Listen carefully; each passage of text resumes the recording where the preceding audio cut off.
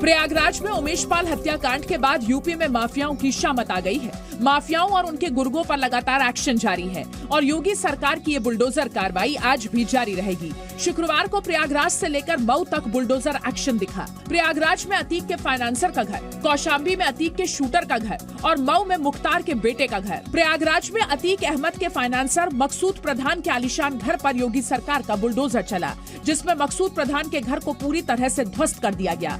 वहीं यूपी के कौशाम्बी में भी माफिया अतीक अहमद के शार्प शूटर अब्दुल कवी के घर पर बुलडोजर कार्रवाई हुई। अब्दुल कवी राजूपाल हत्याकांड के बाद से ही फरार है। प्रशासन ने कई बार इस घर पर नोटिस भी चिपकाया था, जिसके बाद कुछ ही घंटों में बुलडोजर ने अब्दुल कवी के घर को मिट्टी में मिला दिया। योगी सरकार का बुलडोजर माफिया अतीक अहमद ही नहीं, बाहुबली मुख्तार अंसारी पर भी चला है। मऊ में बाहुबली के बेटे अब्बास अंसारी और उमर अंसारी ने किसी और की जमीन पर कब्जा कर घर बना लिया था, जिसके बाद बुलडोजर ने इस घर को भी मिट्टी में मिला दिया।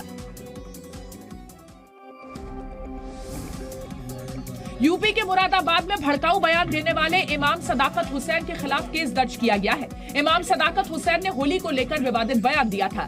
बिलारी के इमाम सदाकत हुसैन ने कहा कि होली में अगर किसी ने जबरदस्ती रंग डालने की कोशिश की तो शहर में दंगा हो जाएगा।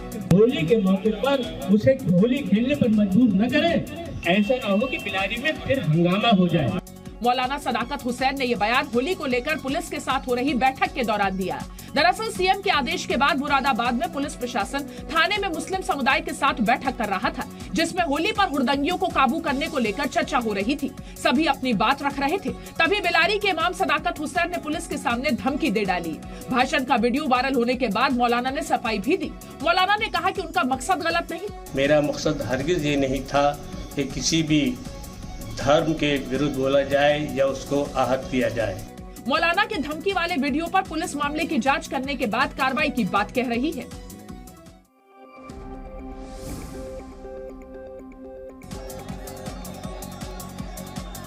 यूपी के शाहजहांपुर में होली से पहले मुस्लिम धार्मिक स्थलों को ढका जा रहा है। शाहजहांपुर में पूरे देश की सबसे अनोखी होली मनाई जाती है। यहाँ जूते मार होली खेली जाती है। होली का रंग धार्मिक स्थलों पर ना पड़े और माहौल ना बिगड़े, इसके लिए शहर के सभी मुस्लिम धार्मिक स्थलों को तिरपाल से ढक दिया गया है। हालांकि धर्मगुरु धार्मिक स्थलों को ढकने का विरोध कर रहे हैं, लेकिन प्रशासन का कहना है कि सांप्रदायिक माहौल खराब न हो, इसलिए मस्जिदों को तिरपाल से ढक दिया गया है।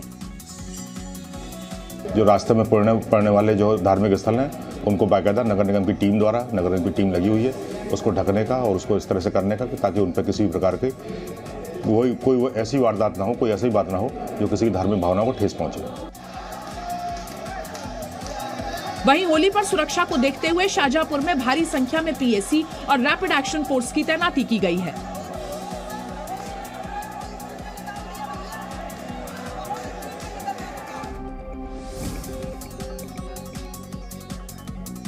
दिल्ली शराब घोटाले में गिरफ्तार मनीष सिसोदिया की जमानत अर्जी पर आज सुनवाई होगी। सीबीआई की 5 दिन की रिमांड अवधि खत्म होने पर आज सिसोदिया को कोर्ट में पेश किया जाएगा। सिसोदिया को नई आबकारी नीति मामले में करीब 8 घंटे की पूछताछ के बाद रविवार को गिरफ्तार कर लिया गया था। कोर्ट ने 27 फरवरी को सिसोदिया को सीबीआई हिरासत में भेज दिया था, ताकि सीबीआई को इस मामले में निष्पक्ष जांच के लिए किए जा रहे सवालों के जवाब मिल सके। इससे पहले सुप्रीम कोर्ट ने मनीष सिसोदिया की जमानत याचिका पर सुनवाई करने से इनकार कर दिया था। सिसोदिया को आज राज एवेन्यू कोर्ट में पेश किया जाएगा। पुलिस अधिकारियों के मुताबिक आम आदमी पार्टी के नेता और समर्थक सीबीआई मुख्यालय और कोर्ट के पास प्रदर्शन कर सकते हैं। इसे देखते हुए पुलिस अलर्ट मोड पर है। सिसोदिया की कोर्ट में पेशी को देखते हुए सुरक्षा के इंतजाम किए गए हैं।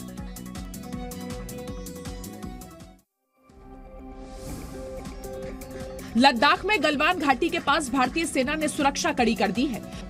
गलवान घाटी के पास तैनात भारतीय सेना ने घोड़ों और खच्चरों पर वास्तविक नियंत्रण रेखा के पास के क्षेत्रों का सर्वेक्षण किया। इस दौरान भारतीय सेना ने पैंगोंग झील पर हाफ मैराथन का भी आयोजन किया। गलवान में भारतीय सेना की टुकड़ी को पैंगोंग झील के ऊपर हाफ मैराथन करते हुए देखा जा सकता है। ये सेना की वो टुकड़ी है जिसे गलवान घाटी के पास तैनात किया गया है। सेना यहाँ पर लगातार गश्त कर रही है ताकि दुश्मन की नापाक हरकतों पर नजर रखी जा सके। इससे पहले सेना के जवानों ने गलवान घाटी के पास क्रिकेट खेला था। उनका क्रिकेट खेलते हुए एक वीडियो भी सामने आया था। इंडियन आर्मी के जवान जहां क्रिकेट खेल रहे हैं वो जगह पेट्रोल पॉइंट 14 से लगभग 4 किलोमीटर दूर है। पेट्रोल पॉइंट 14 वही जगह है जहां जून 2020 में चीनी सेना ने भारत के जवानों पर विश्वासघात कर हमला किया था और उन्हें मुंह की खानी पड़ी थी।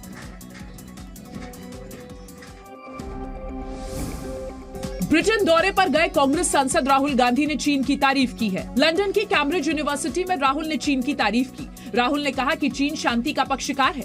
राहुल ने चीन की रणनीति का जिक्र भी किया। The Chinese value harmony. They are not, individual liberty is not central to their idea.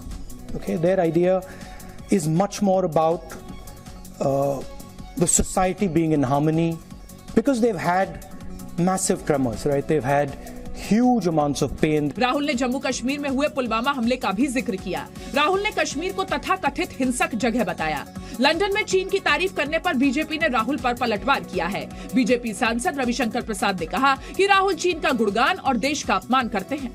Kashmir के बारे में वो अनर्गल बयान दे रहे हैं। जब भी विदेश जाएंगे भारत का अपमान करेंगे, जब भी विदेश जाएंगे भारत की जनता का अपमान करेंगे। यूपी के रायबरेली में पुलिस ने एक बार फिर बदमाशों पर शिकंजा कसा है। देर रात रायबरेली में पुलिस और दो बदमाशों के बीच मुठभेड़ हुई। मुठभेड़ तब हुई जब रात में गश्त के दौरान पुलिस की टीम ने बाइक सवार दो बदमाशों को रोकने की कोशिश की, लेकिन पुलिस के रोकने पर भी बदमाश नहीं रुके और बदमाशों ने पुलिस की टीम पर ताबड़तोड़ फायरिंग शुरू कर दी। बदमाशों की फायरिंग के बाद पुलिस ने भी जवाबी कार्रवाई की। पुलिस की फायरिंग में पैर पर गोली लगने से दोनों बदमाश घायल हो गए, जिसके बाद पुलिस ने दोनों को हिरासत में ले लिया। पूछताछ में पता चला कि हिरासत में लिए गए दोनों बदमाश महिला से दुष्कर्म के आरोपी हैं। पुलिस मुठभेड़ में दो लोग आए हुए हैं, मनोज कुमार 21 साल और संतोष कुमार 30 साल CSC शिवगढ़ से रेफर हैं। बताया जा रहा है पुलिस से मुठभेड़ हुई है। अभी यहाँ फर्स्ट एड करके उनको एडमिट किया गया। पुलिस ने बदमाशों से 2 अवैध पिस्टल समेत 3 जिंदा कारतूस बरामद किए हैं। पुलिस ने बदमाशों की बाइक भी जब्त कर ली है। फिलहाल पकड़े गए दोनों बदमाशों का अस्पताल में इलाज जारी है।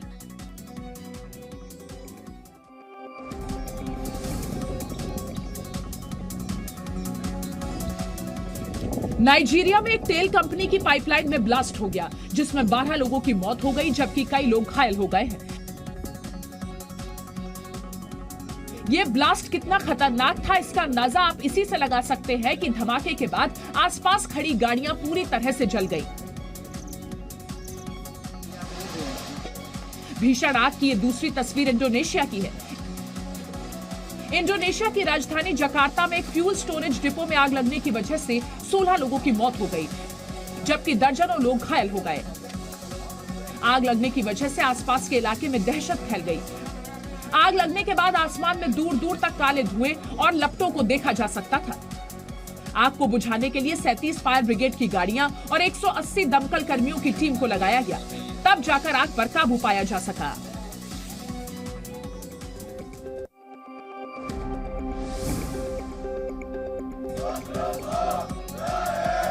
ग्रीस में हुए रेल हादसे के बाद छात्रों का गुस्सा फूट पड़ा है। छात्र जगह जगह प्रदर्शन कर रहे हैं और इनका ये प्रदर्शन अब हिंसक रूप ले चुका है। छात्रों ने कई जगह तोड़फोड़ की और कई दुकानों को आग के हवाले कर दिया। प्रदर्शन के दौरान छात्र पुलिस कर्मियों से भी भिड़ पड़े। इस दौरान छात्रों ने पुलिस कर्मियों पर पत्थरों के साथ साथ पेट्रोल बम से भी हमला किया। पुलिस ने भी छात्रों को काबू करने के लिए आंसू गैस के गोले दागे। ग्रीस में 2 ट्रेन अचानक एक ही पटरी पर आ गई थी, जिस वजह से दोनों ट्रेनों में भीषण भिड़ंत हो गई। इस हादसे में 57 लोगों की मौत हुई थी। आधी रात को हुए हादसे के अगले ही दिन पुलिस ने स्टेशन मास्टर को गिरफ्तार कर लिया था। स्टेशन मास्टर ने लापरवाही के आरोपों को खारिज करते हुए हादसे के लिए तकनीकी खामी को जिम्मेदार ठहराया। वहीं सरकार भी इसे मानवीय गलती मान रही है, जिस वजह से छात्रों की नाराजगी ने हिंसक प्रदर्शन का रूप ले लिया है।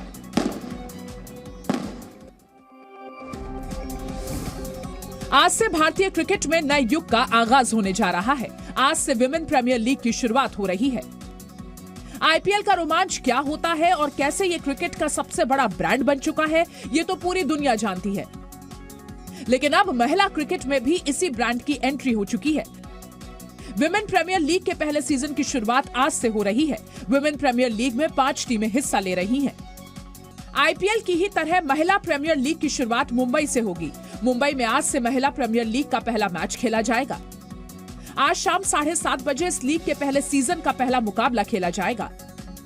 इस मुकाबले में मुंबई इंडियंस और गुजरात जायंट्स की टीमें आमने सामने होंगी। ये मैच मुंबई के डीवाई पाटिल स्टेडियम में खेला जाएगा। ये लीग 23 दिन तक खेली जाएगी। महिलाओं की इस लीग में दुनिया भर की टॉप महिला क्रिकेटर हिस्सा ले रही हैं। टूर्नामेंट का फाइनल मुकाबला 26 मार्च को मुंबई में खेला जाएगा।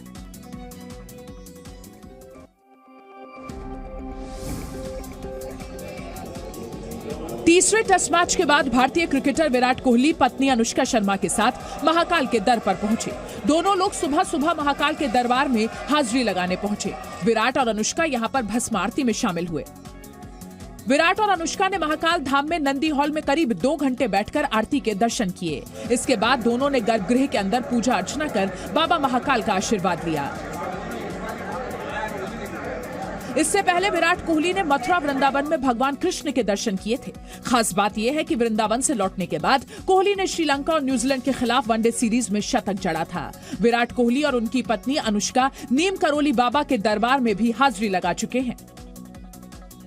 विराट कोहली टेस्ट फॉर्मेट में लंबे वक्त से फॉर्म में वापसी नहीं कर पाए हैं। ऐसे में फैंस उम्मीद कर रहे हैं कि कोहली को बाबा महाकाल का आशीर्वाद मिलेगा और वो चौथे मैच में अपने बल्ले से कमाल करेंगे। पाकिस्तान के पूर्व प्रधानमंत्री और पीटीआई के मुखिया ने एक बार फिर से पाक सेना प्रमुख पर हमला बोला है। लाहौर में पत्रकारों से बात करते हुए इमरान ने कहा कि सेना प्रमुख असीम मुनीर उनके साथ दुश्मनों जैसा व्यवहार कर रहे हैं। साथ ही इमरान खान ने कहा कि सेना ये नहीं समझ रही है कि राजनीति क्या होती है। इमरान ने कहा कि उनकी सेना से कोई लड़ाई नहीं है और वो देश की भलाई के लिए सेना से बात करने को तैयार है। लेकिन इमरान का कहना है कि कुछ लोग उनकी हत्या की साजिश कर रहे हैं, जिसमें सेना के लोग भी शामिल हैं। मुझे कौन आप प्रोटेक्ट करेगा? जिन्होंने प्रोटेक्ट करना उनसे खतरा है। मुझे कुछ हो गया तो कौन जिम्मेदार है? क्योंकि वो जिन्होंने कुछ करना है वही उनका काम है मेरी हिफाजत करना। इमरान खान ने कहा कि वो अपनी सुरक्षा को लेकर अदालत को खत लिखेंगे और सुरक्षा की मांग करेंगे। अपने खिलाफ लगे भ्रष्टाचार के मामलों पर इमरान ने कहा कि उनके और उनकी पत्नी के खिलाफ भ्रष्टाचार के मामले साबित नहीं किए जा सकते। जी न्यूज़।